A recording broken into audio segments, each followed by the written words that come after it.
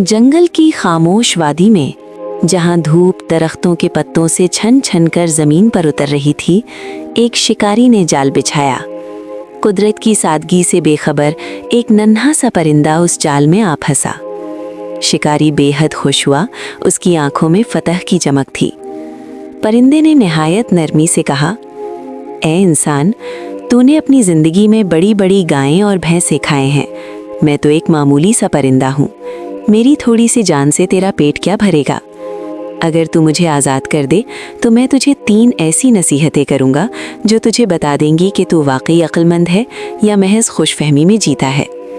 शिकारी रुक गया, उसके दिल में लालच के साथ तजस्सुस भी जागा।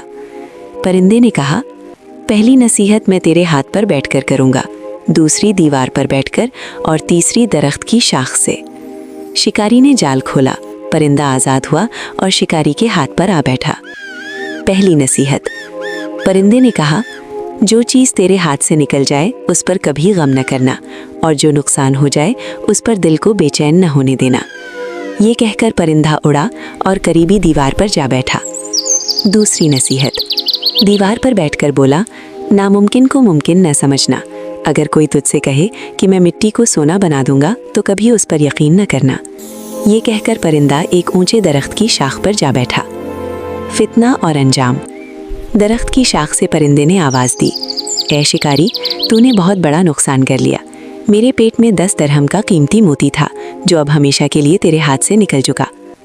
ये सुनते ही शिकारी पर होश के दरवाजे बंद हो गए। वो रोने लगा, अपने सर पर हाथ मारने लगा और चीख कर बोला, तूने मुझे धोखा दिया, वापस आजा, आखिरी नसीहत तो कर दे। परिंदे ने सुकून से कहा, ए नादान इंसान, मैं तुझे तीसरी नसीहत कैसे दूं जब तू पहली 2 पर अमल ही ना कर सका? और वो 10 दिरहम का मोती, वो तो मेरा अपना वजन भी नहीं था, तो ये कीमती मोती मेरे अंदर कहाँ से आ गया? ये सुनकर शिकारी रोने लगा, अपने सर पर हाथ मारने लगा और नदामत के आंसू बहाने लगा। ये कहकर परिंदा आज़ादी के साथ आसमान की तरफ उड़ गया और शिकारी अपनी नादानी का बोझ उठाए जंगल में अकेला रह गया।